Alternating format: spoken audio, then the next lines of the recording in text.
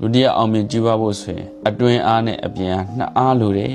အတွင်းစားအားဘလောက်ကောင်းကောင်းအပြင်ကမိဘကောင်းဆရာသမားကောင်းအဆုံးမကောင်းမရရင်မအောင်မြင်နိုင်ဘူးအဲ့ဒါလိုပဲအပြင်ကဆွမ်းအားဘလောက်ကောင်းကောင်းကိုယ့်ရဲ့အတွင်းအခန့်ကမကောင်းမြတ်ဘူးဆိုရင်လည်းမအောင်မြင်ဘူးအတွင်းနဲ့အပြင်ဆွမ်းနှစ်ခုလိုတယ်ပေါ့ဒီမှာလဲဘုန်းတို့ mindset ကကိုယ့်ရဲ့အတွင်းဆွမ်းအားကိုပြောတာ attitude ကအပြင်ဘက်ကိုမြင်တဲ့အမြင်ပေါ့အတွင်းဆွမ်းအားတော့အတွင်းဆွမ်းပဲသူကကျတော့အပြင်ဘက်ကိုလှမ်းမြင်တဲ့အမြင် mindset ကကိုယ့်အတွင်းထဲမှာဖြစ်နေတဲ့အခြေအနေတွေကိုစိတ်ကောင်းတွေကိုဒီလိုပြောတာအဲကြောင့်ဒီမှာ attitude ဗုဒ္ဓအမြင်ဘက်ကနေဘယ်လိုပြောထားလဲဆိုတော့ဗုဒ္ဓဘာသာအရတော့စေတနာတို့ယောနိတော်မနတိကာရတို့ဒါတွေဟာ attitude ပါပဲအဲစေတနာလို့ပြောရင်ရဲ့ထဲမှာပြောကြရရှိတယ်ဒီပြီးတော့ကစေတနာကောင်းနဲ့ပြောလိုက်တာငါမင်းကိုစေတနာထားပြီးပြောတာငါမင်းကိုစေတနာနဲ့ပြောတာနော်လို့ပြောတယ်